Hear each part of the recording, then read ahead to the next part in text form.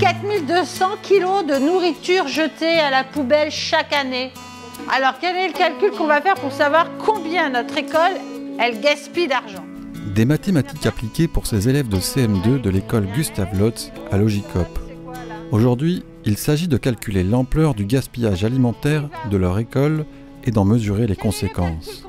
Un exemple concret apporté par Fabienne du Centre d'initiation à l'environnement.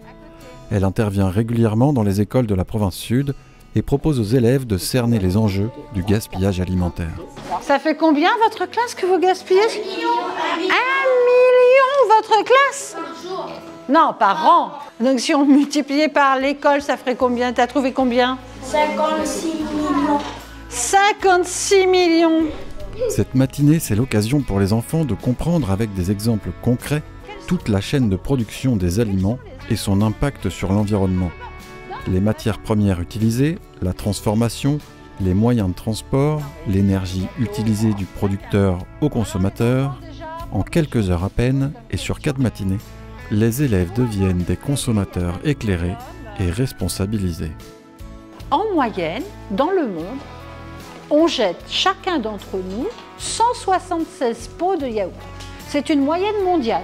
Ça veut dire qu'effectivement, il y en a qui n'en mangent pas, mais il y en a qui en mangent beaucoup plus que nous. Moi, à mon avis, de ce que je vois au niveau des établissements depuis 4 ans, au collège, lycée et puis école primaire, on est probablement comme la métropole. On estime qu'on est à 7 kilos d'alimentation non consommée, non ouverte, jetée, et après 30 kilos par personne en moyenne, c'est des moyennes, par an. Donc ça fait beaucoup, c'est ce qu'on a fait ce matin, on l'a calculé à l'échelle de la classe, à l'échelle de l'école, ça fait de suite des tonnes de déchets jetés par an. Ils sont très sensibles notamment au fait qu'il y ait des gens qui n'aient pas à manger. En Calédonie, même en Calédonie ou dans le monde. Donc là, c'est se dire, on jette alors que des gens ont faim.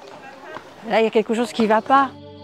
Le fléau du gaspillage alimentaire demeure une problématique urgente et complexe qui affecte nos ressources naturelles et économiques.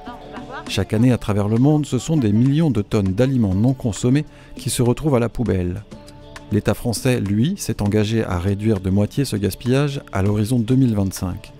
La Nouvelle-Calédonie, elle, ne dispose pas actuellement de réglementation. La province sud, en partenariat avec l'ADEME, a décidé d'agir à travers le schéma provincial de prévention et de réduction des déchets. Depuis 2018, elle finance via des appels à projets des initiatives pour sensibiliser, réduire ou minimiser l'impact du gaspillage alimentaire. On a pu investir depuis 2018 à peu près plus de 30 millions pour financer ces projets-là. Alors c'est des projets qui peuvent être dans le milieu scolaire, donc on a eu beaucoup de demandes d'accompagnement avec des ateliers de sensibilisation dans les écoles. Il y a Pacific Food Lab qui a aussi accompagné pendant plusieurs années des collèges, pareil en installant des tables de tri dans les cantines. On a aussi financé des projets en dehors du milieu scolaire, une application mobile, à pouvoir acheter des plats à des prix réduits en fin de journée. La CCI qui a lancé un programme de sensibilisation de la restauration, qui a pu mettre en place des doggy bags. On a financé aussi le CIE qui a créé un jeu digital de lutte contre le gaspillage alimentaire, ouvert à tous, aux établissements scolaires mais aussi au grand public, qui est en ligne.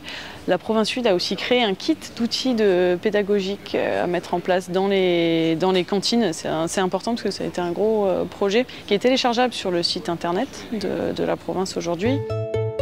Ici, à l'internat de la Foi, le gaspillage alimentaire est depuis 2014 un combat quotidien. La cantine distribue 300 repas par jour sur place.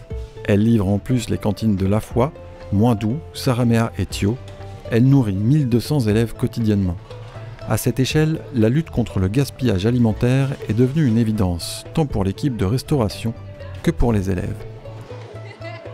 Les élèves rentrent par cette porte, donc ils commencent par choisir une étiquette qui va déterminer en fait la quantité de plats chauds qu'ils veulent avoir dans leur plateau et donc de mesurer leur faim. Donc ils sont autonomes et eux-mêmes sont en capacité de pouvoir dire s'ils vont beaucoup manger ou un petit peu manger aujourd'hui.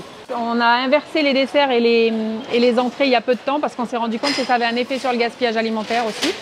Donc ils ont le choix, ils peuvent prendre le fruit qu'ils souhaitent. Donc il y a du choix en entrée et au dessert. Toujours pour la même raison, pour lutter contre le gaspillage alimentaire. En plus de cela, ici la lutte contre le gaspillage alimentaire passe avant tout par la conception des menus. Les produits qui entrent dans la composition des repas sont essentiellement locaux, les yaourts sont produits quotidiennement sur place, et enfin, les enfants jettent eux-mêmes les restes de leur assiette grâce à cette table de tri. Un geste aujourd'hui évident et qui tend à les responsabiliser. Côté les eaux, hein, à côté, voilà. Chaque jour, à la fin du service, les déchets sont pesés et le résultat est très encourageant.